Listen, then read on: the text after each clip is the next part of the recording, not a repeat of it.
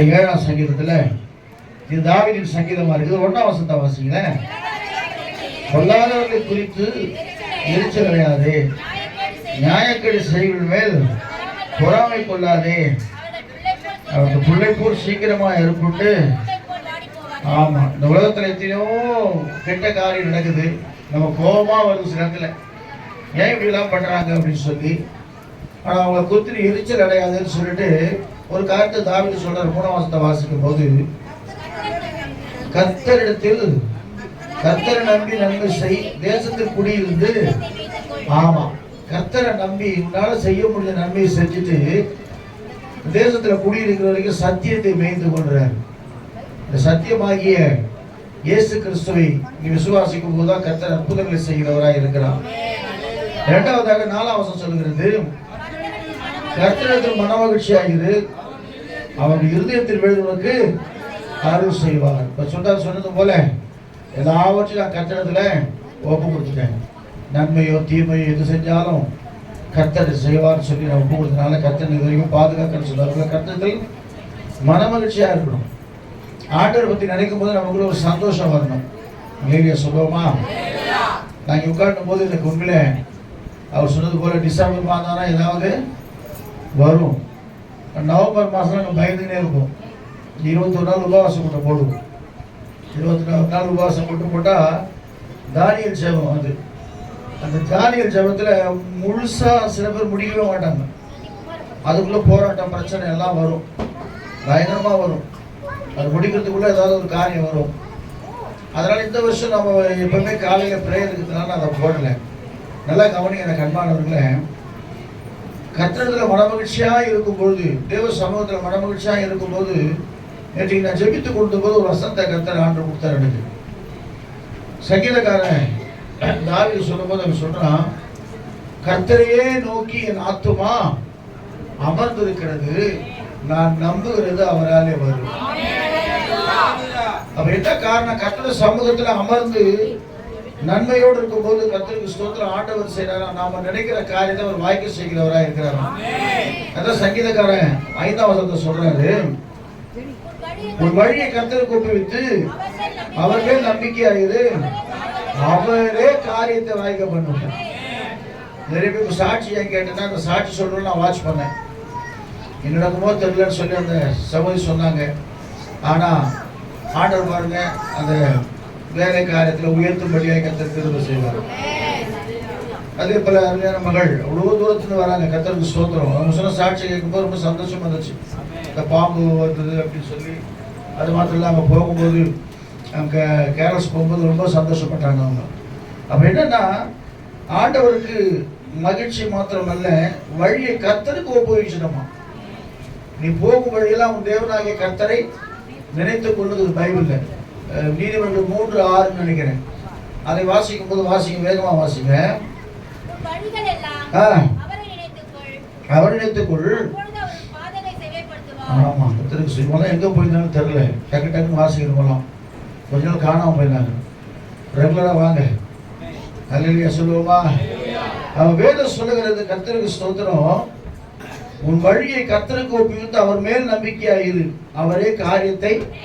இந்த வசனத்துக்கு அடிக்கடி வந்து சங்கீதம் 62:5 நினைக்கிறது, நான் நம்புகிறது அவராலே வரும். அவரால் தான் வரப்போகுது. வரப்போகிற 26ஆம் வருஷத்துல நீங்க என்னென்ன காரியத்தை குறித்து நம்பிக்கையா இருக்கிறீங்களோ, நம்பிக்கை வேணும், நம்பிக்கையா இருக்கிறீங்களோ, அவராலே வரப்போகுது. அது மாத்திரம் அவர் சொல்றாரு. இன்னும் சில காரியங்களை சொல்றாரு. 23ஆம் வசனத்தை வாசிங்க. நல்ல மனுஷனுடைய நடைகள் கர்த்தரால் உறுதிப்படும், அவனுடைய வழியில். ஆமா, நம்முடைய வழி சமாதானமா நல்ல வழியா இருந்தா, நல்ல வழியில போனா சத்துருக்கள் கூட சமாதானமாகும்படி கர்த்தர் செய்வார். நம்ம வழி போற வழி என்ன நம்ம பார்க்கணும். உன் வழியெல்லாம் அவர் நினைத்து கொடுக்கல. பைபிள்ல நம்ம நீதிமொழியில பார்த்தீங்கன்னா வழியை குறித்து நிறைய காரியம் போடப்பட்டிருக்குது. நம்ம வழி கரெக்டா இருந்துச்சுன்னா சத்துருக்கள் கூட நம்மகிட்ட சமாதானமாகும்படி கர்த்தர் கிருபை செய்கிறவராக இருக்கிறார். அதனால ஏன் அப்படின்னா, நல்ல மனுஷன் அவன் விழுந்தாலும் தள்ளிட்டு போவதில்லை, கர்த்தர் தமது கையினால் அவனை தாங்குகிறார். 25ஆம் வசனம் வாசிங்களேன். நான் இளைஞனாய் இருந்தேன், முதிர் வயதும் உள்ளவனானேன். ஆனாலும் நீதிமான் கைவிடப்பட்டதையும் இறந்து தெரிகிறதையும் நான் காணவில்லை. நல்லா கவனிங்க. இயேசுவை ஏற்றுக்கொண்ட பிள்ளைகளுடைய சந்ததியை கர்த்தர் ஆஸ்வதிக்கிறவராக. நீதிமான் பாரு, இளைஞனா இருந்த முதிர் வயதான, ஆனாலும் கர்த்தர் இதுவரைக்கும் என்னை பாதுகாத்துக் கொண்டிருக்கிறார். அலையா சொல்லுவோமா? ஆமா, கர்த்தருக்கு ஸ்தோத்திரம். நாங்களும் முதிர்வயது நெருங்கி கொண்டிருக்கிறோம். ஆனா கர்த்தர் இதுவரைக்கும் எனக்கு கிருபையாய் பாதுகாத்துக் கொண்டிருக்கிறார். நீதிமானுடைய சந்ததி ஒருவேளை அப்பத்துக்கு இருந்து தெரிகிறதே கிடையாது. கர்த்தர் போஷிக்கிறவராய் இருக்கிறார், கர்த்தர் பாதுகாக்கிறவராய் இருக்கிறார். அது மாத்திரமல்ல, வேதம் சொல்லுகிறது, கர்த்தருக்கு ஸ்தோத்திரம். 34ஆம் வசனத்தை வாசிங்க. நீ கர்த்தருக்கு காத்திருந்து அவருடைய வழியை கைக்கொள், அப்போது நீ பூமியை சுதந்திரத்துக் கொள்வதற்கு அவர் உன்னை உயர்த்துவார். துன்மார்க்கர் அறுப்புண்டு போவதை காண்பாய். அப்ப ஆண்டவர் சொல்றாரு, நீ கர்த்தருக்கு காத்திருனா எப்படின்னா சும்மா இல்லை, தேவ சமூகத்தில் நம்பிக்கையோட காத்திருக்கணும். அந்த வசனத்தை திரும்ப எடுத்து வாசிங்களேன். 62:5 நினைக்கிறேன். தேவனுக்கு பயப்படும் திரும்ப அது ஆண்டவர் சொல்லுறேன். என் ஆத்துமாவே தேவனையே நோக்கி அமர்ந்து நான் நம்புகிறது. ஆமா, என் ஆத்துமாவே. அண்ணால தான் தேவ சமூகத்தில் உட்கார்ந்து வேற எதுவுமே செய்யல. ஒன்லி பிரைசிங் மட்டும், ஜெபம் மட்டும் பண்ணி கொண்டிருந்தாங்க, அழுது கொண்டே ஜெபித்து கொண்டிருந்தாங்க தேவ சமூகத்தில். நீங்க கூட நான் உண்மையிலே சொல்றேன், 24 hours கதவை திறந்து வைக்கிறேன். யாரெல்லாம் உண்மையாகவே உங்களுக்கு வேதனை, போராட்டம், பிரச்சனைகள் வந்து தனிமையா உட்கார்ந்து ஸ்தோத்திரம் பண்ணி கண்ணீரோடு ஜெபிக்கும் போது கர்த்தர் உங்கள் ஜெபத்தை கேட்கிறவராக இருக்கிறார். அலையா சொல்லுவோமா? அதே சங்கீதக்காரர் 62:1 சொல்றான், தேவனையே நோக்கி என் ஆத்துமா அமர்ந்திருக்கிறது, அவரால் என் ரட்சிப்பு வரும். அப்ப தேவனையே நோக்கி அமர்ந்திருக்கிற தேவ பிள்ளைகளுக்கு முதலாவது கர்த்தர் ரட்சிப்பை கொடுக்கிறார். இரண்டாவது, நாம என்ன நம்பிக்கொண்டிருக்கிறோமோ அந்த காரியத்தை அவர் வாய்க்க செய்கிறவராக இருக்கிறார். இல்லையா சொல்லுவோமா? 2ஆம் வசனம் வாசிங்க.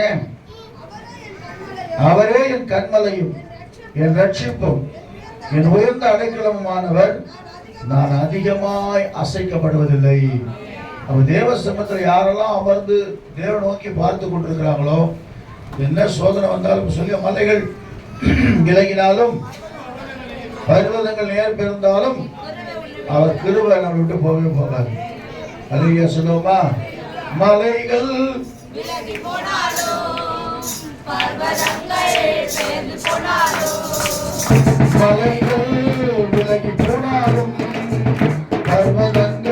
பெயர்ந்து போனாலும் அவர் கிருபை அவர் இரக்கம்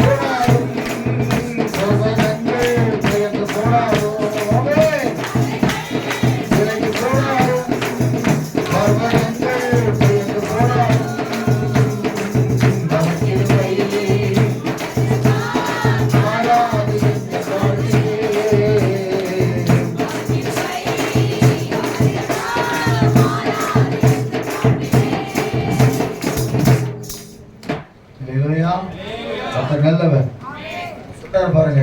34 வசனம், நீ கர்த்தருக்கு காத்திருந்து அவருடைய வழியை கைக்கொள்ள, அப்போது நீ பூமியை சுதந்திரத்துக் கொள்வதற்கு அவர் உன்னை உயர்த்துவார்.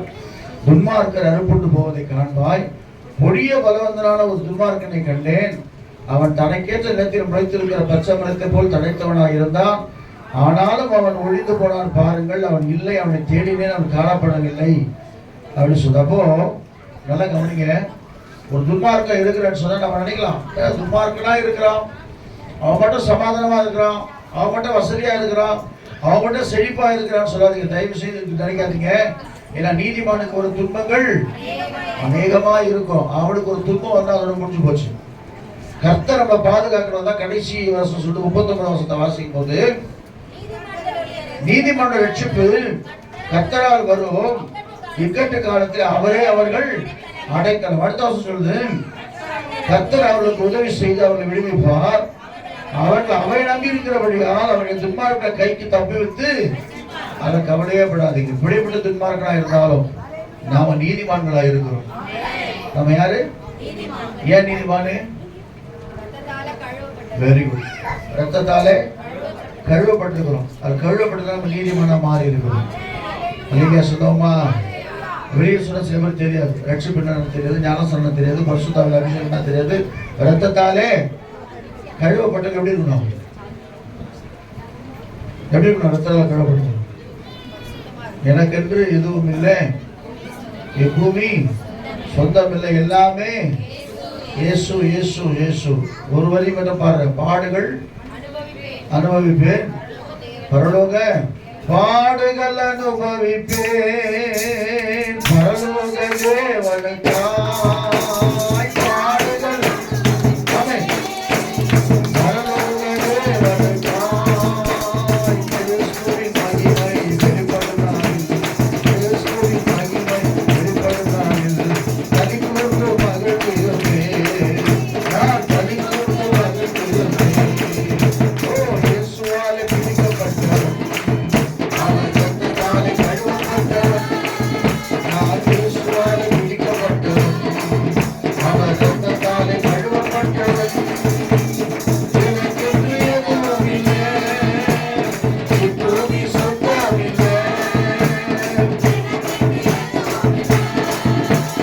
இப்பூமி சொந்தமில்லை, எல்லாமே இயேசு, இயேசு,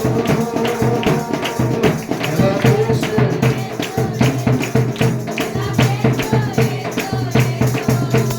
அந்தகார இருளினின்று ஆச்சரிய ஒளி கரைத்தார். ஆமென், ஆமென். ஒளி கரைத்தார். அழைத்தவர் புண்ணியங்கள் அறிவித்திட, இந்த அடிமை தெரிந்தெடுத்தார், இந்த அடிமை தெரிந்தெடுத்தார். ஓ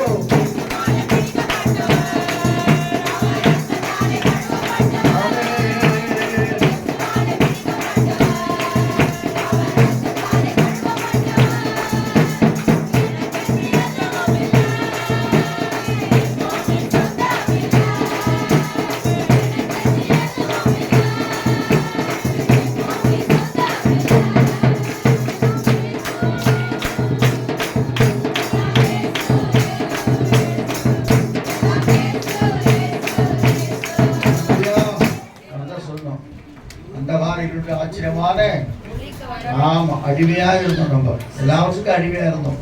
வரப்போற வருஷம் உங்களை விடுவிக்க போறாரு. வெளியே சொல்லுவோமா?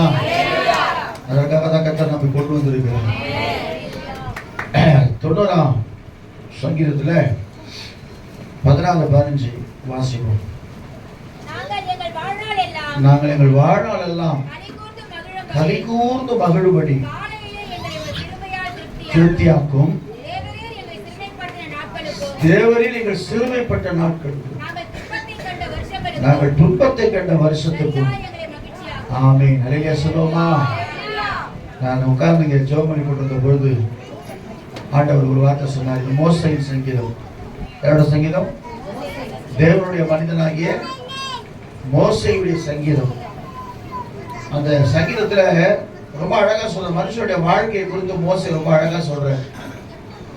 நீ முதல்ல இருந்து நீங்க வாசிச்சு சொன்னா முதலாவது வசனத்தை வாசிக்கும் போது அது மேல பாருங்க, தேவனுடைய மனிதனாகிய மோசேயின் ஜெபம். தேவனை முகமுகமாய் கண்ட ஒரு மனுஷன். அவர் சொல்றாரு, வாசிங்க. ஆண்டவரே, தேவரீர் தலைமுறையாக எங்களுக்கு ஆமென்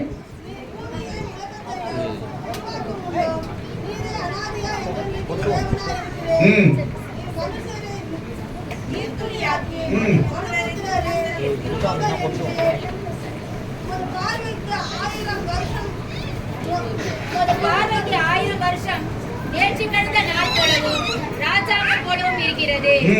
அவர்களை வெள்ளம் போல் வாரிக்கொண்டு போகிறேன். நித்திரைக்கு ஒத்திருக்கிறார்கள். காலையிலே முளைக்கிற புல்லுக்கு ஒப்பாய் இருக்கிறார்கள். அது காலையிலே முளைத்து பூத்து மாலையிலே அறுப்புண்டு விளைந்து போகும். நல்லா கவனிங்க. நம்முடைய வாழ்க்கை எப்படி? காலையிலே பூத்து, ஆமா, நாளைக்கு நாம இருப்போம் என்ற ஒரு நம்பிக்கை இல்லாத ஒரு வாழ்க்கை நம்ம வாழ்ந்து கொண்டிருக்கிறோம். காலையிலே பூத்து மாலையிலே மடிந்து போகிற ஒரு பூவை போல் நம்முடைய வாழ்க்கை இருக்குது. நிறைய சொல்லுவோமா? நம்ம எங்க போறதுன்னு நிறைய பேர் தெரியல.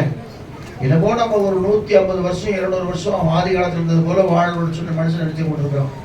ஆனா மனுஷனுடைய வாழ்க்கை புல்லுக்கோப்பாய் இருக்கிறது என்று சொல்லி வேதம் சொல்லுகிறது. அல்லேலூயா சொல்லுவோமா? பாவியாய் பிறந்த மனுஷன் பாவத்தோடு மறிக்க கூடாது. அதுதான் கிறிஸ்தவம் சொல்லுது. அக்கிரமக்காரனா இருந்தா, பாவியா இருந்தா, எதுவுமே துன்மார்க்கனா இருந்தா அவனை நீதிமானாக மாற்றி தேவனோடு கூட வாழும்படியாக கர்த்தர் வைக்கிறார். அதுதான் கிறிஸ்தவ வாழ்க்கை. வேற ஒன்றும் ஒன்றும் பெரிய விஷயமே இல்லை. நீங்க நினைக்கிற மாதிரி நீங்க மணிக்கணக்காக போய் கீழே நிற்க வேணாம், வேற தப்பு பண்ண வேணாம். ஒரே ஒரு வார்த்தை, ஆண்டவராக இயேசுவே என் பாவங்களை மன்னியும், என் அக்கிரமங்களை மன்னியும், என் வீழ்தல்களை மன்னியும் அப்படி சொல்லும் போது உன்னுடைய பாவங்களை மன்னித்து உன் ஆயுஷ் நாட்களை பெருக செய்கிற தேவனாக இருக்கிறார். அல்லேலூயா சொல்லுவோமா? அது பாருங்க, 7ஆம் வசனத்தை வாசிக்கும் போது, நாங்கள் ஒரு கோபத்தினால் அழிந்து கலங்கி போகிறோம்.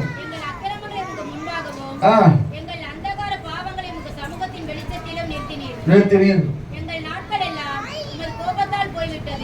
ஒரு கதையை போல் எங்கள் வருஷங்களை கழித்து போட்டோம். எங்கள் ஆயுசு நாட்கள் 70 வருஷம். வெள்ளத்தின் மிகுதியால் 80 வருஷமா இருந்தார். எத்தனை வருஷம் ஆகி போச்சு? 70 வருஷம். வெள்ளத்தின் மிகுதியா 80 வருஷம். அப்ப 80 வயசு வரைக்கும் 70 வயசு தாண்டினாலே கிருபை பெற்றவதான், கிரேஸ்ல வாழறாங்க அவங்க. நீங்க சொல்லுவோமா? ஏன்னா இந்தியாவோட சராசரி வயசு தெரியுமா உங்களுக்கு யாருக்காவது? இந்தியாவோட சராசரி வயசு முதல்ல கம்மியா இருந்துச்சு. இப்ப மெடிசன் தான் வந்ததுனால கொஞ்சம் ஏறி இருக்கு. உலகத்திலே அதிகமா 2 நாட்டுல தான் அதிகமான ஆயுஷ் இருக்கிறாங்க. சொல்ல முடியுமா உங்களுக்கு? ஜப்பான், அப்புறம் இந்தியாவுக்கு கிடையாது. இந்தியா 34 தான். அதுதான் தண்ணி போயிடுது.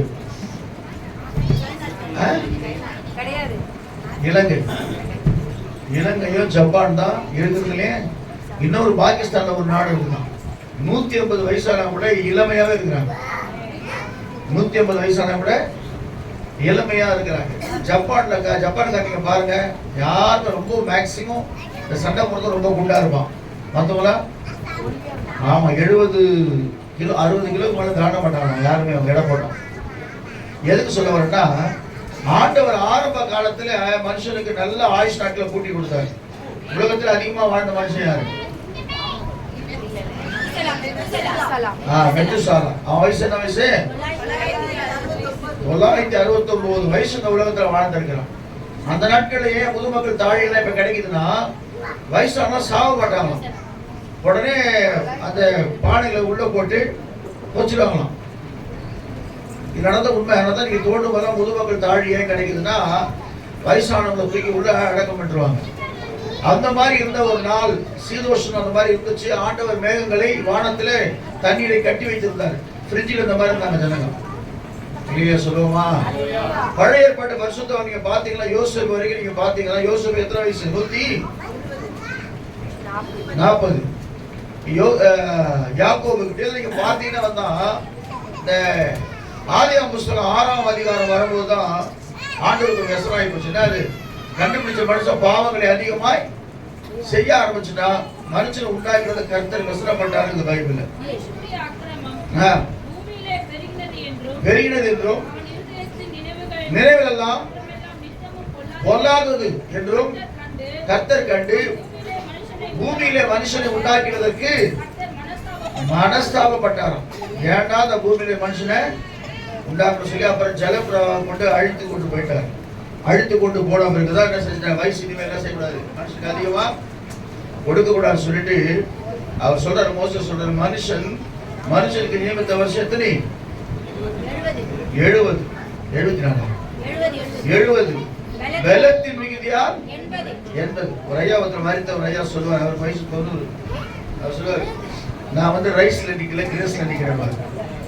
சாப்பாட்டுல யாருமே நிக்கல, ஆர்டர் கொடுத்த கிருபையினால் நாம் நின்று கொண்டிருக்கிறோம். நீங்க சொல்லுவோமா, கர்த்தர் இன்னும் ஆயுஷ் நாட்கள் நம்ம பெருக செய்வாராங்க. அவர் கர்த்தருக்கு பயந்தா ஆயுஷ் நாட்கள் பெருகும். நீங்க சொல்லுவோமா, அப்ப அந்த மோசே தான் சொல்றாரு, எங்கள் ஆயுஷ் நாட்கள் 70 வருஷம், பலத்தின் மிகுதியால் 80 வருஷமா இருந்தாலும் அதன் மேன்மையானது வருத்தமும் சஞ்சலமே, அது சீக்கிரமாய் கடந்து வரும், நாங்களும் பறந்து போகிறோம். அப்ப சொல்றாரு, உமது கோபத்தின் வல்லமையை உமக்கு பயப்படத்தக்க விதமாய் உமது உக்கிரத்தையும் அறிந்து கொள்கிறோம் யார்? நாங்கள் ஞான இருதயம் உள்ளவர்களாகும்படிக்கு எங்கள் நாட்களை என்னும் அறிவு எங்களுக்கு போதித்தருளும். கர்த்தாவே திரும்பி வாரும், இதுவரைக்கும் கோபமாய் இருப்பேன் உமது அடியாருக்காக. ஆமா, நாங்க நினைச்சு பார்க்கணும், ஒவ்வொரு நாளும் நினைச்சு பார்க்கணும், நம்ம நிற்பதும் நிர்மூலமாகாது இருப்பதும் அவன் கிருபை. இல்லையா சொல்லுவோமா, காலையில் எழுந்தவனு சொல்லணும், ஆண்டவரே உங்களுடைய கிருபை. இந்த காலையிலிருந்து மாலை வரைக்கும் நடத்தினுடைய கிருபை நைட்ல சொன்னோம், இந்த இரவு வரைக்கும் நடத்தினுடைய கிருபை. அவர் கிருபையை கேட்க கேட்க கற்க கர்த்தர் கிருபையை பெருகப்படுகிறவராக இருக்கிறார். அப்படி சொல்லிவிட்டு அவர் சொல்றாரு, எங்கள் வாழ்நாளெல்லாம் கனி கூர்ந்து மகிழும்படி காலையில எங்களை உமது கிருபையால் திருப்தியாக சொல்லிவிட்டு இப்பதான் சொல்றாரு, தேவரீர் எங்களை சிறுமைப்படுத்தின நாட்களுக்கும் நாங்கள் துன்பத்தை கண்ட வருஷங்களுக்கும் சரியா எங்களை மகிழ்ச்சி ஆக்கும். அலைய சொல்லுவோமா, நான் உண்மையா சொல்றேன், இந்த வார்த்தை தீர்க்க தரிசனமான வார்த்தை. உன் அப்பத்தையும் தண்ணீரையும் கர்த்தர் ஆசீர்வதிக்க போறார். உன்னுடைய மந்தையில மலடு எதுவுமே இருக்க போறது இல்லை. கர்த்தர் எல்லாவற்றையும் திருப்தியாக நடத்த போகிறார். உன் தேவையெல்லாம் கர்த்தர் சந்திக்க போகிறார். நீ மீதியான துணிக்கு எடுக்கும்படியாக கர்த்தர் செய்ய போகிறார். ஏன்னா அவர் சொல்றாரு, துன்பத்தை கண்ட வருஷங்களுக்கு சரியாய். அப்ப துன்பத்தை யாரு? யோபு எத்தனை மாசம் துன்பம் தான் தெரியுமா? யோபுடைய வாழ்க்கையில் எத்தனை வருஷம் துன்பம் தெரியுமா? யாருக்கா தெரியுமா? 9 மாசம்ன்றாங்க சில பேர் ஆராய்ச்சியாளர்கள். அவ்வளவுதான், ரொம்ப நாள் ஒரு துன்பம் படல. ஆனா துன்பம் பயங்கரமா இருந்துச்சு. அதான் நான் உபத்திரவப்பட்டது நல்லது, அதனால் உடைய பிரமாணங்களை நான் கற்றுக்கொள்கிறேன். நல்ல கவனிக்க, கிறிஸ்தவர்களுக்கு உபத்திரம் வரும். யாரும் சொன்னாங்க, எஸ்தர் தான் நினைக்கிறேன், இதுல இந்த மாதிரி செடி வச்சிருந்தா கூட அடிச்சு உடைக்கிறாங்க கடையில. 6வது நேரத்தில் உள்ள புந்து பயங்கரமா கரெக்டா பண்றாங்க. நார்த் இந்தியாவில் நடக்குது. அது மாதிரி இப்போ பயங்கரமா உபத்திரம் பண்ணி கொண்டு இருக்கிறாங்க. ஆனா அங்கதான் அதிகமா ஜனங்க பெருகி கொண்டே இருக்கிறாங்க. எந்த அளவுக்கு அடிக்கிறாங்களோ அந்த அளவுக்கு ஜனங்கள் விசுவாசித்து அவங்க ஆராதெல்லாம் பார்த்தா, நீங்க பஞ்சாப் எல்லாம் பார்த்தா முழுசா சில வந்துட்டாங்க, ரட்சிப்பட்டாங்க. முக்காவாசி பேர் ரட்சிப்பட்டாச்சு பஞ்சாப்ல. அந்த அளவுக்கு கர்த்தரை ஆராதிக்கிறாங்க. அதே போல நீங்க அருணாச்சல பிரதேசம் போனா ஃபுல் கிறிஸ்டியன்ஸ். ஏன்னா தேவனை அறிந்த அந்த ஜனங்கள் தேவனை துதிக்கிற துதியில கர்த்தருக்கு ஸ்தோத்திரம். ஆண்டவர் நீங்க யார் எழுப்பினாலும் சரி, நம்ம அழிக்க யார் எழுப்பினாலும் சரி, இது வரைக்கும் 2020 வரைக்கும் 26 வரைக்கும் எத்தனை பேர் எழுப்பினாங்க? நான் யாரும் ஒன்றும் பாட்டு கொடுக்குதுல கிறிஸ்தவனை டிஸ்டர்ப் பண்ணாங்க. ரெடியா இருக்கீங்களா? அவனை அசால்ட்டாக நமக்கு என்ன அசால்ட்டா கத்திரி போடுவோமா? இல்ல, என்ன பண்ணுவோம்? முட்டி போட்டு ஹல்லேலூயா, கிறிஸ்தவனை டிஸ்டர்ப் பண்ணாதே, அவனை அசால்ட்டாக எண்ணி விடாதே, நீதிமான டிஸ்டர்ப் பண்ணாதே,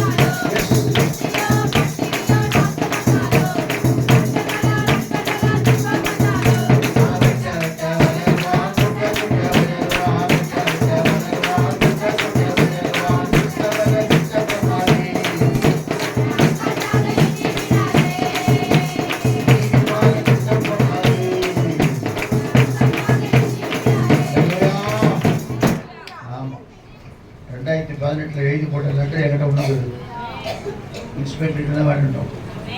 அல்லேலூயா சொல்லுவோமா? ஒரே கத்திருக்கிறாங்க, 24 மணி நேரம் கத்திருக்கிறாங்க. வேற கத்தாம நம்மளால இருக்க முடியாது. கத்தாம என்ன ஆயிடுவோம்? யார் கத்த மாட்டாங்க? மரித்தோர் தான் கத்த மாட்டாங்க. ஜீவனவர் எப்படி இருப்பாங்க? கத்திக்கிட்டே இருப்பாங்க, ஓடுவாங்க, ஆடுவாங்க, பாடுவாங்க, துதிப்பாங்க, எல்லாம் செய்வாங்க. அதனால தான் அவர் சொல்றாரு, கர்த்தருக்கு ஸ்தோத்திரம், இவ்வளோ பிரச்சனை இருந்துச்சு, ஆனா ஆண்டவர் எங்களை என்ன செஞ்சாரு? சிறுமைப்படுத்தின நாட்களுக்கு சரியாக எங்களை, ஒருவேளை எனக்கு அன்பான தேவ பிள்ளைய இந்த 2025 வரைக்கும் வாழ்க்கையில் சிறுமையை காணப்பட்டது. சிறுமைப்படுத்தினது மற்றும் முன்பாக தாழ்த்தப்படுவது, வெட்கப்படுவது, தலை நிமிர்ந்து பார்க்கக்கூடாத ஒரு காரியம். யோபுடைய வாழ்க்கையில் அப்படிதான். பெரிய நீதிமான், பெரிய வசதி உள்ளவன், அந்த ஊர் தேசத்திலே பெரிய ஆளாவன் தான், இந்த கிழக்கு தேசத்துல பெரிய ஆளாவன் தான். அப்படிப்பட்ட மனுஷனுக்கு வந்தது போராட்டம். போராட்டம் வந்துச்சு, எல்லாவற்றையும் இழந்து போனான். அவன் நண்பர்கள்லாம் திட்டுறாங்க, உன் பாவத்தினால தான் அப்படி ஆச்சு, உன் சாபத்தினால தான் அப்படி ஆச்சு, நீ தான் தப்பு பண்ணிட்ட தேவனிடத்துல சொல்லி அவனை பயங்கரமா திட்டுறாங்க. அவங்க ஒய்ஃபை கூட சேர்ந்துறாங்க. இல்லையா சொல்லுவோமா? எல்லாம் சொல்லுவாங்க, நான் உயர்ந்ததுக்கு காரணம் யாரு? என் பின்னாடி மனைவி இருக்கிறான்னு சொல்லுவாங்க. நல்லா கவனிங்க. சில இடத்துல போராட்டங்கள் வரும், பிரச்சனைகள் வரும், பாடுகள் வரும் குடும்பத்துல. அப்ப மனைவி தான் ஸ்ட்ராங்கா நிக்கணும். கவலைப்படாதீங்க, கர்த்தர் நம்மோடு கூட இருக்கிறார். எழுத பண்ணலாம், திரும்ப கொடுப்பாருங்க. நம்ம இன்னும் அதிகமா ஜெபம் பண்ணலாங்க. நீங்க ஜெபம் பண்ண அப்படி பண்ணணும். அப்படி பண்ணிட்டு திரும்பி நம்ம திட்டின்னு வச்சுக்கிட்டோம்னா நமக்கு வாழ்க்கையே வந்துடும். ஆனா அது மாதிரி வந்துட்டாங்க, எல்லாம் போயாச்சு, மனைவியை திட்டியாச்சு. அதனால தான் மனைவி சாவடிக்காம ஒரே மனைவியோட வச்சிருந்தாரு. அவர் பிள்ளைங்களை திரும்ப கொடுத்துட்டாங்க. அப்படிப்பட்ட யோபுக்கு பயங்கரமான சிறுமனை யாரு சொல்றாரு? யோபு சொல்றாரு, நான் நடந்து வரும்போது எல்லாருமே எழுந்து நிற்பாங்க, ஆனா இப்ப என்னை பார்த்து என்ன செய்யறாங்க? அலட்சியம் பண்றாங்க, என்னை பார்த்து வேதனை பண்றாங்க, என்னை பார்த்து கண்டுக்காம இருக்கிறாங்க, பயங்கரமா தூஷிக்கிறாங்கன்னு சொன்னாரு. ஆனா ஒரு நாள் வந்துச்சு, பிரியமான தேவ பிள்ளைகளை, வேதம் சொல்லுகிறது, 42 அதிகாரத்துல, யோபு 42 அதிகாரத்துல 1-2 வாசிக்கும் போது, அப்பொழுது யோபு கர்த்தருக்கு பிரயோஜனமாக, தேவரீர் நீ சகலத்தையும் செய்ய வல்லவர், நீ செய்ய நினைத்த ஒன்றும் தடைபடாது என்று நான் அறிந்திருக்கிறேன். அவன் ஸ்டேட்மெண்ட் பாருங்க. இவ்வளவு பிரச்சனை வந்தாலும் பரவாயில்ல, சிறுமைப்பட்டாலும் பரவாயில்லை, இந்த சிறுமையிலே என்னை கண்ணோக்கி பார்த்தாதான் சொல்றாங்க அண்ணா, என் சிறுமையை கண்ணோக்கி பார்த்து எனக்கு ஒரு ஆண் பிள்ளை கொடுத்தா போதும் ஆண்டவரேன்னு சொல்றாங்க. ஒருவேளை ரொம்ப சிறுமையா இருக்கிறேன், கடன் பிரச்சனை, நிச்சயமா சொல்றாங்க, இயேசுவால கூடாத காரியம் ஒன்றும் இல்லை. அனுபவத்துல சொல்றேன். கடன் பிரச்சனையா இருந்தாலும் சரி, பிசாசு போராட்டமா இருந்தாலும் சரி, அது பலவீனமா இருந்தாலும் சரி, அது உடம்பு சரியில்லாத காரியமா இருந்தாலும் சரி, ஆண்டவர் உன் சிறுமையை கண்ணோக்கி பார்த்து உன்னை விடுவிக்கிறவராய் இருக்கிறார். அப்பதான் சொல்றான். அது மாத்திரம் இல்ல, ஆண்டவர் ஒரு அடையாளத்தை கர்த்தர் கொடுப்பாரு நமக்கு. அல்லேலூயா சொல்லுவோமா? இன்னைக்கு ஒரு அடையாளத்தை நீங்க பார்க்க போறீங்க. உங்களை விடுவிக்கிறதுக்கு ஒரு அடையாளம் நடக்க போகுது. அடையாளம் என்னது? ஒரு காரியம் ஜெபம் பண்றோம், அதுக்கேற்ற நான் சொல்லுவேன், நான் நினைப்பேன், ஆண்டவரே இன்னைக்கு நான் ஒரு 3 ஊழியக்காரரை சந்திக்கிறேன். கரெக்டா அந்த ஈவினிங்குள்ள 3 ஊழியக்காரரை சந்திச்சிடும். அப்போ ஆண்டவர் நம்முடைய ஜபத்துக்கு பதில் கொடுக்குறார் இல்லையா? அப்படிதானே? ஓ, அந்த சந்தோஷம் நமக்குள்ள ஒரு வந்துடும். இந்த காரியத்தை கரெக்டாக செய்ய போறாருன்னா நம்ம உள்ளவே என்ன செய்யும்? ஏதோ ஒன்று நடக்க போகுது, கண்டிப்பா கரெக்டாக செய்ய போறாரு அப்படி என்ன வரும். அந்த மாதிரி ஆண்டவர் பாருங்க, கர்த்தருக்கு ஸ்தோத்திரம். அந்த 86ஆம் சங்கீதத்துல 17ஆம் வசனத்துல தாவீது சொல்றாரு, வாசிங்க, கர்த்தருக்கு ஸ்தோத்திரம். கர்த்தாவே, நீர் எனக்கு துணை செய்து என்னை தேற்றுகிறதை என் பகைஞர் கண்டு. கர்த்தர் பாருங்க, உங்களுக்கு யாரெல்லாம் விரோதமா எழுப்பினாங்களோ அவங்க சொல்லுவாங்க, என்னென்னவோ பண்ணி பார்த்தா இந்த பையனை ஒன்றும் பண்ண முடியல, இந்த பொண்ணை ஒன்றும் பண்ண முடியல, இந்த குடும்பத்தை ஒன்றும் பண்ணவே முடியலன்னு சொல்லி சொல்ல போறாங்க. அவங்களுக்கு உங்களுக்கு விரோதமாக எழும்ப கர்த்தரோட உயர்த்த போறான்னு அர்த்தம். அவதான் முடிஞ்சு போச்சு வாழ்க்கை, இனிமேல் எழும்ப மாட்டான்னு எத்தனை பேர் நினைக்கலாம். ஆனா ஆண்டவர் கொஞ்சம் சங்கீதக்காரன் சொல்றாரு, வாசிங்க திரும்ப வசனத்தை. கர்த்தாவே, நீர் எனக்கு துணை செய்து என்னை தேற்றுகிறதை என் பகைஞர் கண்டு வெட்கப்படும்படியாக எனக்கு அனுகூலமான ஒரு அடையாளத்தை எனக்கு காண்பீங்க ஆண்டவரே. இல்லைங்க சொல்லுவோமா? ஆண்டவர்கிட்ட கேளுங்க.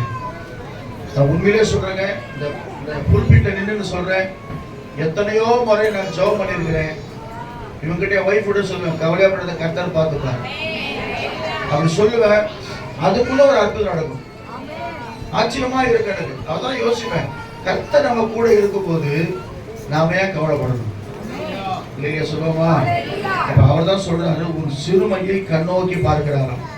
ஆதியாகமத்தின் புஸ்தகம் 41 அதிகாரம் 52 வசனம் சொல்லுகிறது. ஆதியாகமம் 41:52.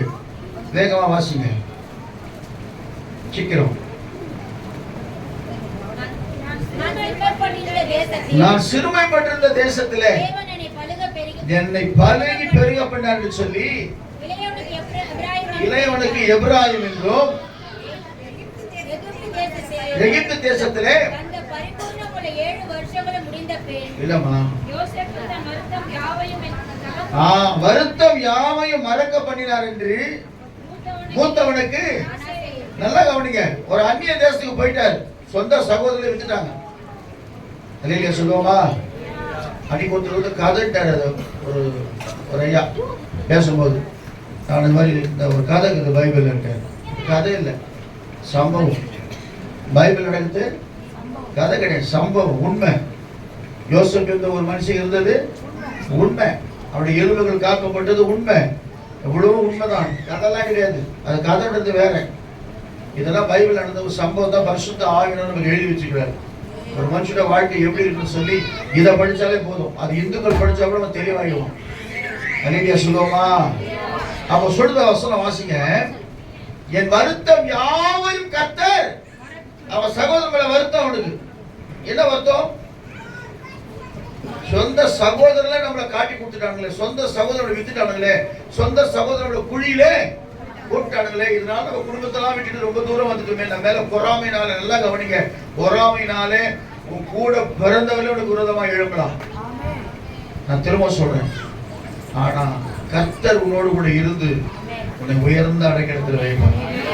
யோசேப்புக்கு ஒரு வருத்தம் வந்துச்சு. இத்தனை வருஷமா நம்ம குடும்பத்தை விட்டு பிரிஞ்சிருக்கிறோம், இந்த சகோதரருடைய பண்ணிட்டாங்க நம்ம நினைச்சு வருத்தப்படும் போது அப்போ ஒரு குழந்தை கொடுக்குறாங்க, என் வருத்தம் யாவையும் மறக்க பண்ணினார்னு சொல்லி அவனுக்கு என்ன பேரா? மனாசேன்னு பேர் வச்சார். மனாசேன்னா என்ன அர்த்தம்? உன் வருத்தம் யாவையும் மறக்க பண்ண போறேன். யாபேஸ்னா என்ன அர்த்தம்? யாபேஸ்னா துக்கம்னு அர்த்தம். ஆனா துக்கத்தை அவன் பார்க்கல. நீ எல்லைகளை விரிவாக்கும், தீங்கனை நேரக்கூடாது என்ன அப்படின்னு சொன்னா அவன் ஜெபத்தை கர்த்தர் கேட்டாரு. உங்க ஜெபத்தை கேட்க போறாரு. உங்க வருத்தம் எல்லாம் மாற போகுது, எல்லாமே மாற. அடுத்த வருஷம் சொல்றான், அதே இடத்துல அவனை பலுகி பெருக பண்ணதுனால எப்ராயிம் என்று பெயர் விட்டான். எப்ராயிம் பலுகி பெருகுதல். அப்ப பாருங்க, வருத்தம் யாவையும் மறக்க பண்ண போறாரு. யார் மேலாம் அவனுக்கு வருத்தம் இருக்குதோ நல்லா ஜெபம் பண்ணுங்க. கர்த்தர் அவங்களை விட அதிகமா அவங்களை உயர்த்த போறாரு. நான் சொல்ற வார்த்தை அவங்களை பூஸ்ட் பண்றதுக்காக இல்ல, ஒண்ணுமே கிடையாது. ஃப்ரீயா நின்னுகிட்டு இருக்கிறேன், பிளைண்டா நின்னுங்கிறேன். கர்த்தரோட ஆவியானவர் சொல்றாரு, உன் வருத்தம் யாவற்றையும் கர்த்தர் மறக்க பண்ண போறாரு. வருத்த வேதனையெல்லாம் கர்த்தர் மறக்க பண்ண போறாரு. அல்லேலூயா சொல்லுவோமா? அதே யாத்திரா புஸ்தகம் 3 அதிகாரம் 17 வசனம் சொல்லி சீக்கிரம் வாசிங்க.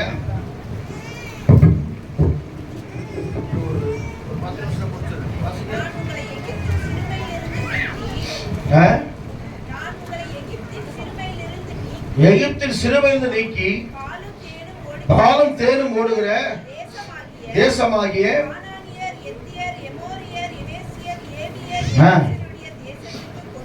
கொண்டு போய் அல்லேலூயா சொல்லுவோமா? உங்க சிறுமையை பார்த்து எங்க கொண்டு போறா? பாலும் தேனும் வந்து என்ன அர்த்தம்னா, இந்த வருஷத்தோடு உன்னுடைய போராட்டம் முடிஞ்சிச்சு. தரித்திரம் மாறப்போகுது. தரித்திரத்தை மாற்றி பாலும் தேனும் ஓடுகிற கானான் தேசத்துக்குள்ள கர்த்தர் கொண்டு போகிறார். அல்லேலூயா சொல்லுவோமா? அதனால்தான் சொல்றாங்க, ரூத்தின் புஸ்தகம் 1 அதிகாரம் 21 வசனத்தை வாசிக்கும் போது அந்த அம்மா சொல்றாங்க, வேகமா வாசிங்க. ரூத்தின் புஸ்தகம் 1:21 டக்கு டக்குன்னு வாசிங்க. ரூத் 1:21 வாசிக்கும் போது, நான் நிறைவுள்ளவளாய் போனேன், கர்த்தர் என்னை வெறுமையாய் திரும்ப பண்ணினார், சிறுமைப்படுத்தி சர்வ வல்லவர் என்னை கிளேசப்படுத்தியிருக்கையில் என்னை நகோமி என்று நீ கூப்பிடுவாய். ஏன் கூப்பிடுற? என்னை எப்படி கூப்பிடு? மாறால் கூப்பிடுன்றான். யார் சொல்றது? இது யார் சொல்றது? நகோமி சொல்றாங்க. எங்க போனாங்க? வெளி தேசத்துக்கு போயிட்டு திரும்பி வராங்க. திரும்பி வரும்போது சொல்றாங்க, ஒருத்தர் பார்த்துட்டு உன்னை பார்த்தா நகோமி மாதிரி இருக்குது அப்படின்னு கேட்கறாங்க. கேட்டா என்ன சொல்லணும்? ஆமாங்க, நான் நகோமி தாங்க அப்படின்னு சொல்லணும். விசாரிச்ச பேர் சொல்லணும். இவங்க தானாவே சொல்றாங்க. என்னன்னு? சர்வ வல்லவர் என்ன செஞ்சுட்டாரு? சிறுமைப்படுத்திட்டார். இயேசு ஒருபோது உன்னை சிறுமைப்படுத்துகிற தேவன் அல்ல. நீதான் எங்க போயிட்ட? மோவாவுக்கு போயிட்ட. பாவம் நிறைந்த உலகத்துக்கு போய் அங்க போனா ஆசீர்வாதம் கிடைக்கும் சொல்லி பாவத்துக்குள்ள நீ பிரவேசிச்சிட்ட. அல்லேலூயா சொல்லுவா. அந்த பாவத்துல அங்க போய் தங்கினதுனால கணவன் இறந்து போனாங்க, பிள்ளைகள் இறந்து போனாங்க, மூத்த மருமகள் அவங்களை விட்டு போயிட்டாங்க. ரூத் மாத்திரம் கூட இருக்கிறாங்க. அல்லேலூயா சொல்லுவோமா. அப்போ போய் சொல்றாங்க, யார் மேல சொல்றாங்க? ஸ்டேட்மெண்ட் ஆண்டவர் மேல சொல்றாங்க. அது இல்ல வாழ்க்கை. ஏன்னா தானியேல் தீர்க்க புஸ்தகம் 10ஆம் அதிகாரம் 12ஆம் வசனம் சொல்றது. இப்ப கூட சொல்றேன் தானியேல், இந்த லாஸ்ட் நான் சொல்றேன், திரும்பவும் சொல்றேன். என்னன்னு பண்ணணுமா? நம்ம வேகமா வாசிங்க. தானியேல் 10:12 வாசிக்கும் போது, அப்பொழுது அவன் தானியேலே பயப்படாதே,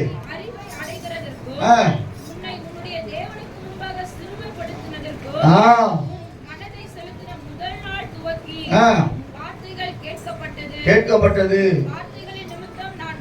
வந்தேன். வசனம் வரும், தேவனுக்கு முன்பாக தாழ்மைப்படும் சொல்லி வசனம் வரும்.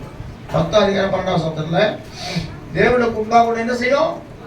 தாழ்மைப்படுத்தணும். தேவ சமூகத்தில் தாழ்மைப்பட்டு ஆண்டவருடைய சமூகத்திலே நாம் சொல்லும் பொழுது கர்த்தர் உண்மையிலே சொல்றாங்க, நம்முடைய எல்லா விதமான சிறுமையை மாற்றி உயர்ந்த அடைக்கலத்துல கர்த்தர் வைக்க போறாங்க. யோபு தான் சொல்றான். 1 சாமுவேல் புஸ்தகம் 1ஆம் அதிகாரம் 14ஆம் வசனம் அவன் சொல்றாங்க. யோபு 10:15 வாசிக்கும் போது, சீக்கிரமா வாசிங்க. சங்கீதம் 106:43 வாசிங்க. சங்கீதம் 106:43. நான் துன்மார்க்கனாய் இருந்தால் எனக்கு ஐயோ, நான் நீதிமானாய் இருந்தால் எடுக்க மாட்டேன், அவமானத்தால் நிரப்பப்பட்டேன், என் சிறுமையை பார்த்தரலோ. அல்லேலூயா சொல்லுவோமா. சங்கீதக்காரன் சொல்றான். அப்ப என்னன்னா, ஆண்டவருக்கு பிரியமில்லாம சில காரியத்தை செய்யும் பொழுதுதான் நம்ம மற்றவர்களுக்கு முன்பாக சிறுமைப்படுகிறோம். அல்லேலூயா சொல்லுவோமா. நான் கிறிஸ்தவர்களை சொல்றேன், ஆண்டவர் ஏற்றுக்கொண்ட பிள்ளைகளை சொல்றேன். அதனால எனக்கு அன்பான தேவ பிள்ளையே, சங்கீதம் 9:12 வாசிங்க. சீக்கிரம் வாசிங்க. சங்கீதம் 9:12 வாசிங்க.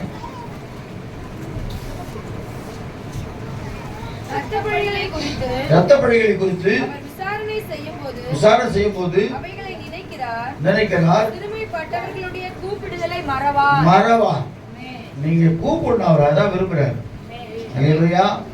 கூப்பிடு நீ பதில் கொடுப்பா, உரைகள் எல்லாம் நிறைவாக்குவார். கூப்பிடு நீ பதில் கொடுப்பா, உரைகள் எல்லாம் நிறைவாக்குவார்.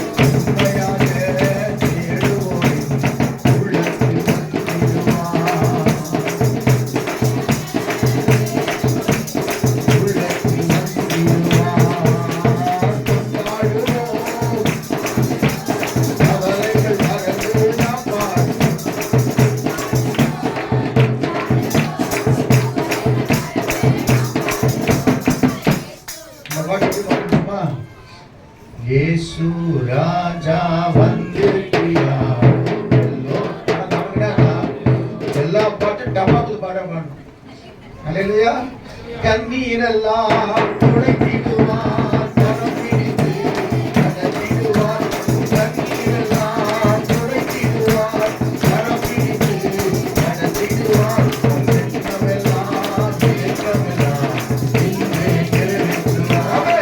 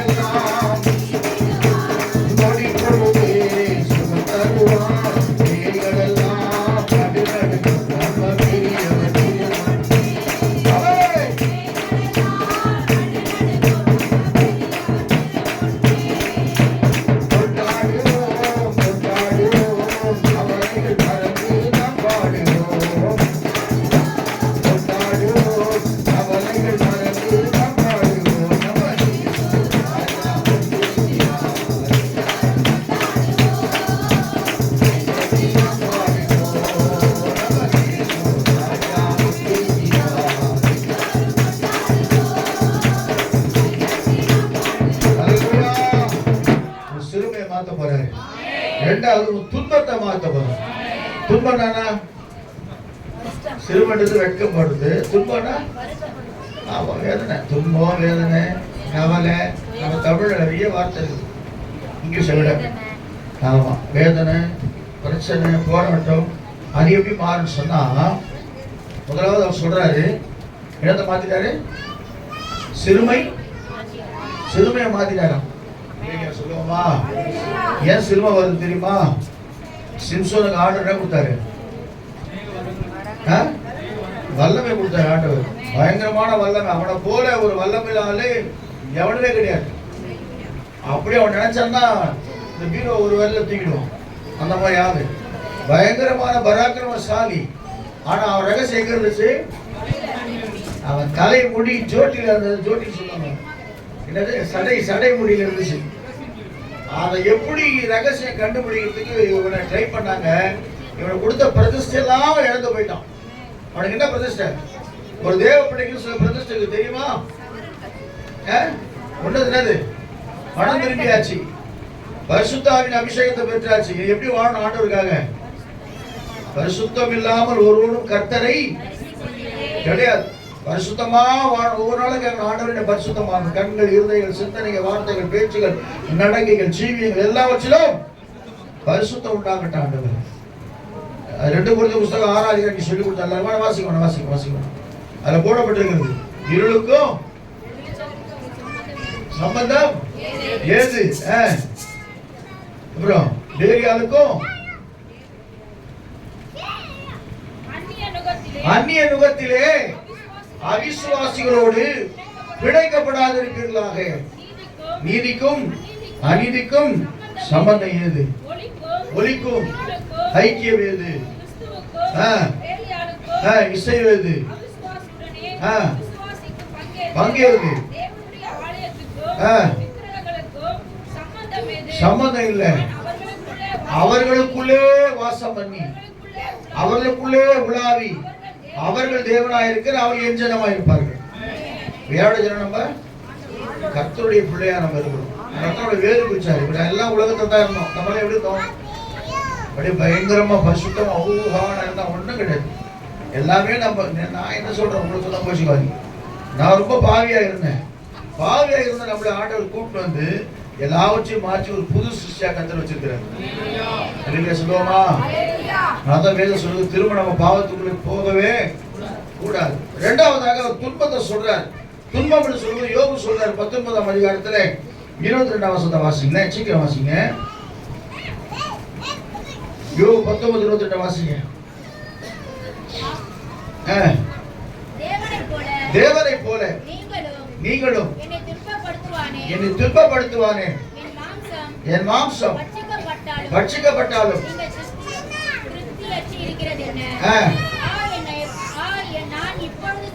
சொல்லும் நலமாயிருக்கும். போதும். இந்த விஷயம் சொல்றேன்.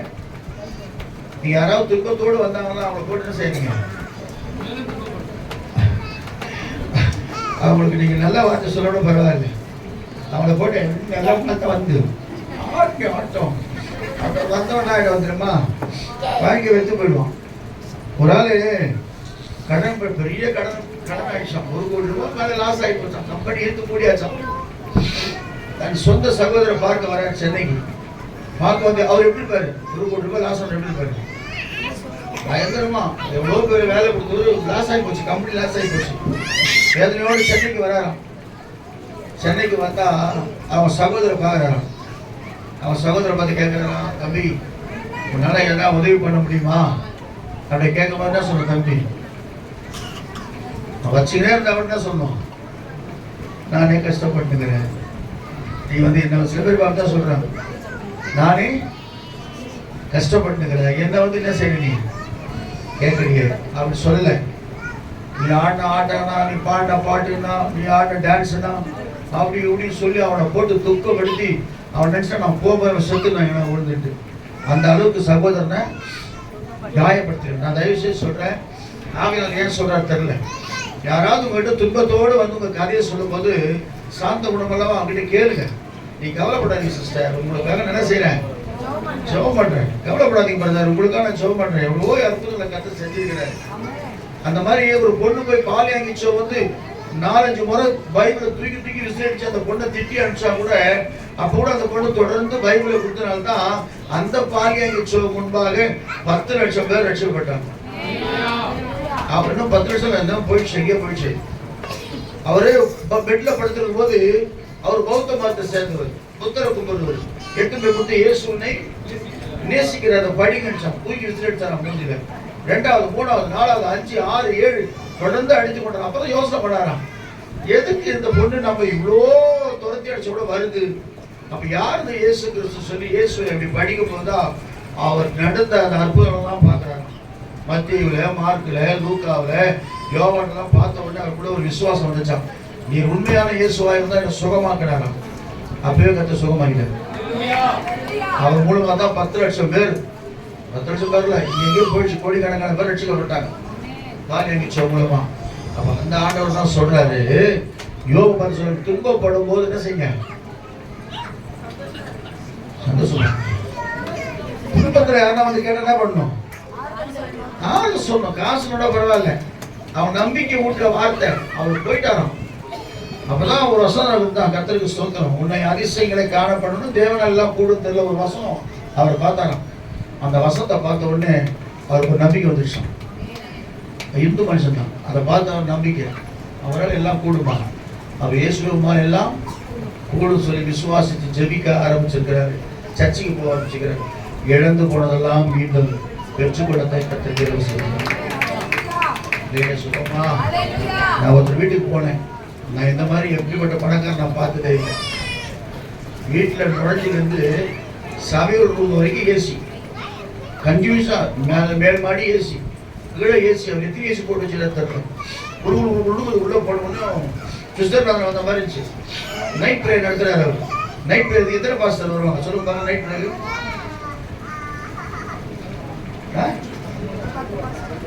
5 பாஸ்டர் முட்டைக்கு அப்படியே குவிச்சு வச்சுக்கிட்டு உரிச்சு வச்சுட்டு, இந்த பக்கம் பார்த்தா சிக்கன் வறுத்து வச்சுட்டு, இந்த பக்கம் பிரியாணி, இந்த பக்கம் ஒயிட் ரைஸ். கிட்டத்தட்ட ஒரு 15-20 பேர் வேலை செய்யறவங்க, அவர் கம்பெனில வேலை செய்யறவங்க, ஜெபிக்க வாஞ்சி உள்ளவங்க வராங்க. வேன்ல உள்ள இட்டு வர இட்டு வந்து உட்கார வச்சு எல்லாரும் சாப்பாடு.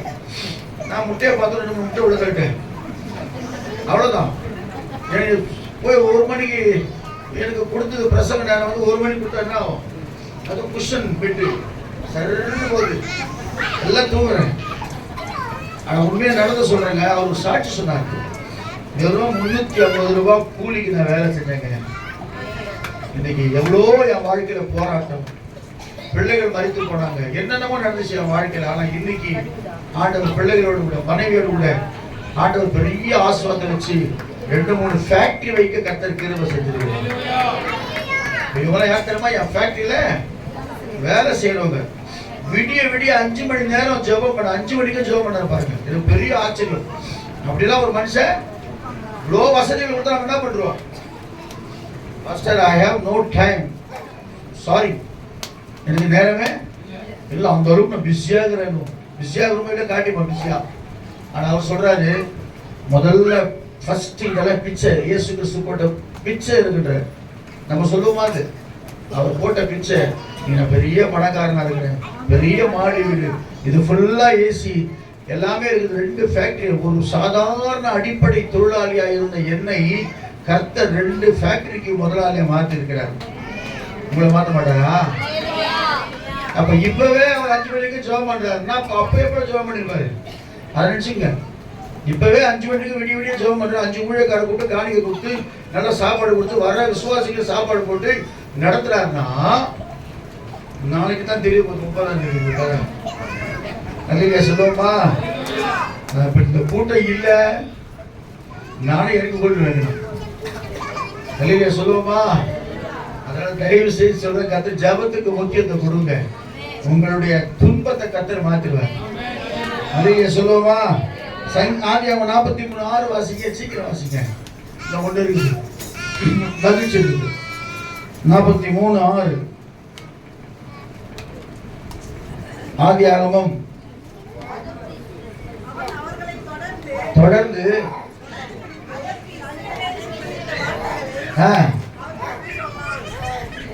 அதற்கு இஸ்ரவேல், உங்களுக்கு இன்னும் ஒரு சகோதரன் உண்டு என்று நீங்கள் அந்த மனிதனுக்கு சொல்லி ஏன் இந்த துன்பத்தை வருஷம் மத்திய சுவிசேஷம் 5:10 வாசிங்க முடிச்சது.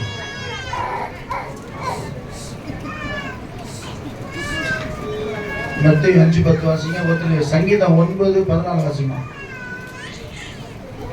சங்கீதம் 9:14 வாசிங்க. நீதி நிமித்தம் துன்பப்படுகிறவர்கள் பாக்கியவான்கள், பரலோக ராஜ்யம். ஹல்லேலூயா சொல்லுவோமா? சில பேர் நம்ம போய் ஏன் சிஸ்டர் வரல சர்ச்சுக்குன்னா எங்க வீட்டுக்காரு என்ன செய்யறாரு?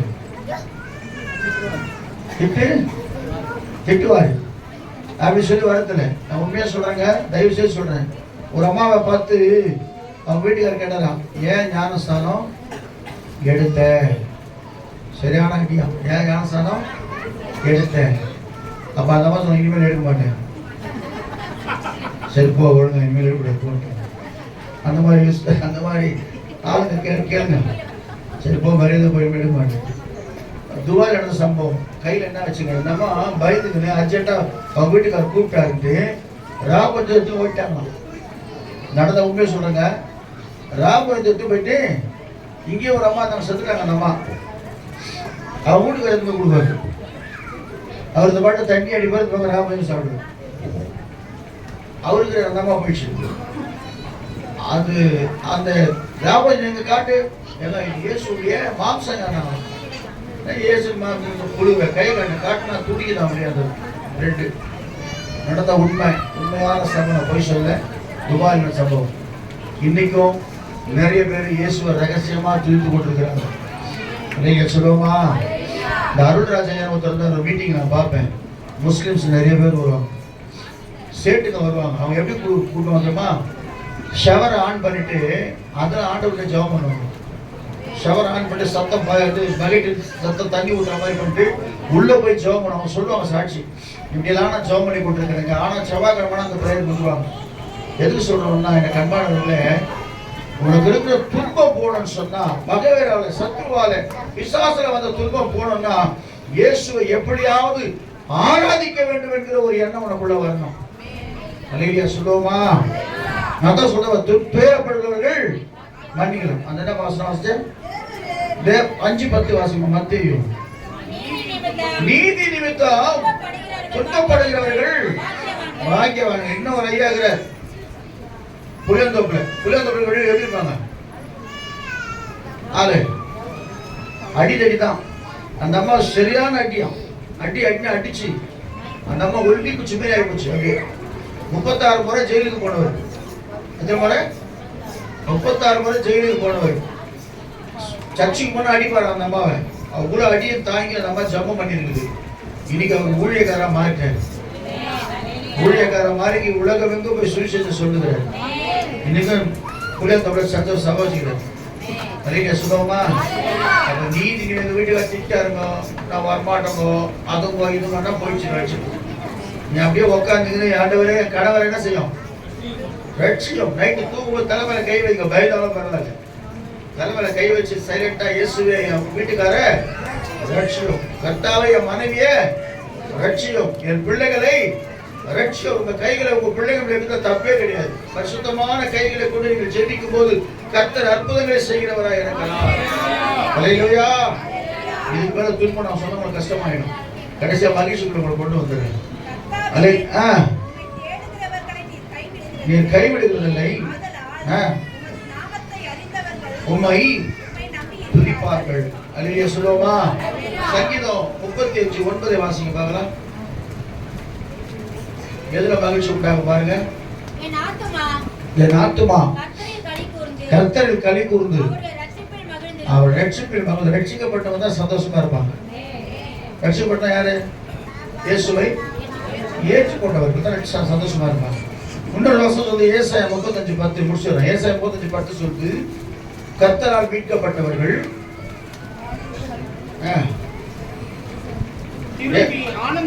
திரும்பி ஆனந்த களிப்புடன் பாடி சீயோனுக்கு வருவார்கள். பாடினா பாடியில பாடி துதித்து சீயோனுக்கு வருவார்கள். நித்திய மகிழ்ச்சி அவர்கள் பாடினோட அவங்க திடீர்னு எதிர்கொண்டு தந்துடுறான் அவர் கடை. அதனால பாடி நம்மளால மீனை விட்டுருவாங்க. சைலண்டா பிடிச்சிட்டோம்.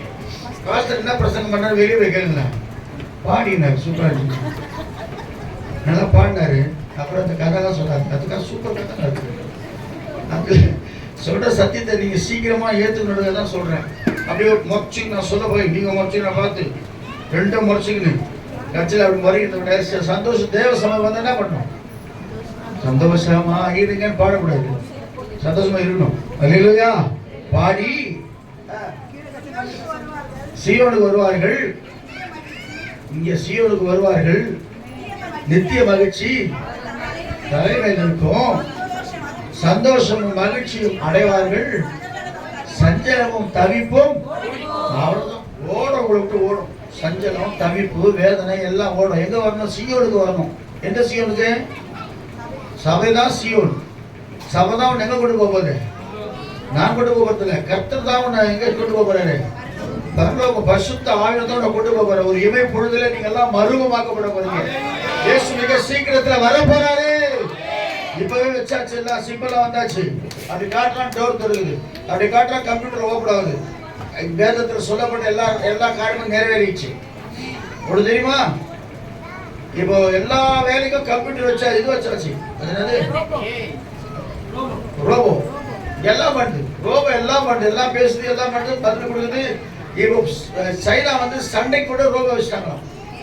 அந்த அட்வான்ஸா போயாச்சு. எல்லாமே நம்ம வீட்டில் வந்து வைஃபை தேவையில்லை. டீ டீனா போதும், டக்கு டீ எடுத்து போட்டு கொடுப்போம். வைஃப் என்ன கேட்குது? சும்மா டீ கேட்குறீங்க சொல்லாது, அது எடுத்து கொடுக்கும் டீ. அவன் என்ன பண்ணுவாங்க? அடுத்து வருவேன், இனிமேல் ரோபோ நான் வச்சுப்போம். ரோபோ என்ன வேலை கொடுப்போம். ஏன்னா எது கேட்டாலும் எந்த டைம் கேட்டாலும் எடுத்துக்கணும். டைம் தேய்ச்சிடும். மாத்திரை எடுனா மாத்திரை எடுத்து கொடுத்துக்கணும். அந்த வந்து ஆகி போச்சுங்க. அட்வான்ஸா ஆக ஏசு வரப்போதான்னு அர்த்தம். நீ சிரிக்காதீங்க, நான் சொல்றது சீரியஸா சொல்லுங்க. இயேசு மிக சீக்கிரத்துல வர போறேன். மனுஷோட அறிவு பெருத்து போச்சு. அட்வான்ஸா எங்கெங்கயோ போயிருக்கிறோம். நம்ம தான் உன்னை கீழே இங்கே இருக்கணும். இங்கே சொல்லவா இன்னும் 20 வருஷம் பின்னாடிக்கிறோம். நம்ம முன்னாடி சைனா எங்கேயோ போயிட்டாங்க. ஆகவே வேதம் சொல்லுகிறது, வாசிங்க. கர்த்தரால் மீட்கப்பட்டவர்கள் திரும்பி ஆனந்த களிப்புடன் பாடி சீயோனுக்கு வருவார்கள், நித்திய மகிழ்ச்சி இருக்கும், அடைவார்கள், ஓடி போகும். 138:7-8 வாசிங்க, சீக்கிரம் வாசிங்க. 138:7-8 சீக்கிரம். 138 புரிஞ்சுக்கணும். நான் துன்பத்தின் நடுவில் நடந்தாலும் நீர் என்னை உயிர்ப்பிப்பீர். என் சத்துருக்களின் கோபத்திற்கு விரோதமாக உமது கையை நீட்டி உமது வலது கரம் என்னை ரட்சிக்கும். ஆமென். அல்லேலூயா சொல்லுவோமா? துன்பத்தின் பாதையில கர்த்தர் நடத்துகிற தேவனாக இருக்கிறார். ஏசாயா 60:15 சொல்லுகிறது. தீர்க்க தரிசனமான வார்த்தை சொல்றேன். ஏசாயா 60:15, 61:7, 62:5 சீக்கிரம் வாசிங்க. ஏசாயா புஸ்தகம் 60:15. நீ நெகிழப்பட்டதும் கைவிடப்பட்டதும் ஒருவரும் கடந்து நடவாதுமாகிய நித்திய மாட்சிமையாகவும் தலைமுறை தலைமுறையாகவும் மகிழ்ச்சியாகவும் வைப்பேன். அதே ஏசாயா 61:7 வாசிங்க, சீக்கிரம் வாசிங்க. உங்கள் வெட்கத்துக்கு பதிலாக இரண்டத்தனையாய் பலன் வரும். கும்பலா பண்ணா கும்பலா பேசினா அவங்களும் கேட்காது. நானும் பைபிளை பார்க்காம நீங்க சொல்ற உங்க மேல நம்பிக்கை வைக்கிறேன். மனுஷன் மேல நம்பிக்கை வைக்கக்கூடாது. வாசிங்க. அவன் கும்பலா படிச்சா தெரியும். எங்கள் பாவத்தில் சந்தோஷப்படுவார்கள், அடைவார்கள், ரெட்டிப்பான சுதந்திரத்தை கர்த்தர் கொடுக்க போறார். ஏசாயா 62:5 வாசிங்க சீக்கிரம். வாலிபன் கன்னிகை விவாகம் பண்ணது போலவும் மக்கள் விவாகம் பண்ணுவார்கள். மனவாட்டியின் மேல் மகிழ்ச்சியாக இருப்பது போல தேவன் மேல் மகிழ்ச்சியாக இருப்பாராம். ஒரு வைஃப் புதுசா கல்யாணம் இருப்பாங்க, புரியவே முடியாது. அவங்கள அப்படியே கொஞ்சம் குழாவ ஒண்ணு பண்ண முடியாது. அதுக்கப்புறம் நாளா லூஸ் சொல்றாங்க. ஆனா ஃபர்ஸ்ட் எப்படி இருப்பாங்க? அப்ப ஒரு மணவாளன் மணவாட்டியை திருமணம் செய்வது போல சீக்கிரம்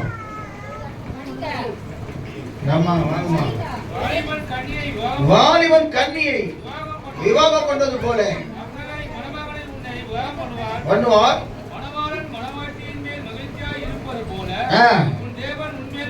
உண்மையில் மகிழ்ச்சியா இருப்பார். செப்பனியா 3:17 வாசிங்க. செப்பனியா 3:17. அவ்வளவுதான். உன் தேவனாகிய கர்த்தர் உன் நடுவில் இருக்கிறார். அவர் வல்லமை உள்ளவர். அவர் ரட்சிப்பார். அவர் உன் பேரில் சந்தோஷமாய் மகிழ்ந்து மகிழ்ந்து அவர் ஸ்டாப் பண்றாரு. அது கண்டினியூ பண்ணலாம். ஒவ்வொருத்தரும் சந்தோஷமா மகிழ்ந்து அன்பின் நிமித்தம் அமர்ந்திருப்பார். அப்ப என்னன்னா கர்த்தரே உங்க மேல மகிழ்ச்சி ஆகிறாரு. அப்ப உங்களுக்கு மகிழ்ச்சி வருமா வராதா? யாருக்கெல்லாம் மகிழ்ச்சி வேணும்? எதுவுமே வேணாம் எனக்கு, நீங்க இப்படியே விட்டுருங்க, நான் அப்படியே போயிடுறேன், அப்படியே லைஃபை கடந்து போறேன். யாருக்கெல்லாம் மகிழ்ச்சி கேட்காத மனுஷன் அவனா உண்டா? யாருக்கெல்லாம் மகிழ்ச்சி வேணும்? ஹல்லேலூயா. ஆமா, கர்த்தருக்கு ஸ்தோத்திரம். உங்களுக்கு மகிழ்ச்சி வேணும்னா நீங்க எல்லா சூழ்நிலையும் மகிழ்ச்சியா இருக்கணும். ஏன்னா சங்கீதம் 30:11 சொல்றது, உன் புலம்பலை ஆனந்த கழிப்பாய் மாற பண்ண. புலம்பல ஆனந்த கழிப்பா இல்லை இல்லை இல்லை இல்லைன்னு சொல்லி சிஸ்டர் 66 வசனம் கொடுத்தாங்க என்கிட்ட. ஹல்லேலூயா. நீ எது இல்லைன்னு சொல்ல போற? அவர் என்னை விட்டு விலகுவதும் இல்லை, என்னை கைவிடுவதும் இல்லை. அப்புறம் இல்லையா? அப்படிதான் தெரியும், எதுவும் தெரியும். உறங்குவதும் இல்லை, தூங்குவதும் இல்லை. இதெல்லாம் இல்லை இல்லை சொல்ல பாருங்க. வீட்டுல எது? அரிசி இல்லை, பருப்பு இல்லை, சர்க்கரை இல்லை. சொல்ல மாட்டீங்களா? ஒரு மூட்டை காலி வந்து ஒரு ஊழியக்காரத்தை ஒரு மூட்டை போட்டாரு எங்க வீட்டுல. இல்லையா சொல்லுவோமா? அதனால எதுவுமே இல்லைன்னு சொல்லாம மகிழ்ச்சியா இருக்கிறோம். முதல்ல என்ன செய்யறது? ஃபர்ஸ்ட் சொல்றது வெரி குட், வெரி குட். சிறுமை, துன்பம், இது ரெண்டுத்தையும் தூக்கி போட்டு மகிழ்ச்சியோட வர போறீங்க. கர்த்தர் ஆஸ்வதிக்க போறாரு. ஹல்லேலூயா. ஆண்டவருடைய வார்த்தைகளை நல்லா கர்த்தரை ஸ்தோத்திரம் பண்ணுவோமா? ரைட். ஒரு பாடலை பாடும்போது கர்த்தருக்கு நம்ம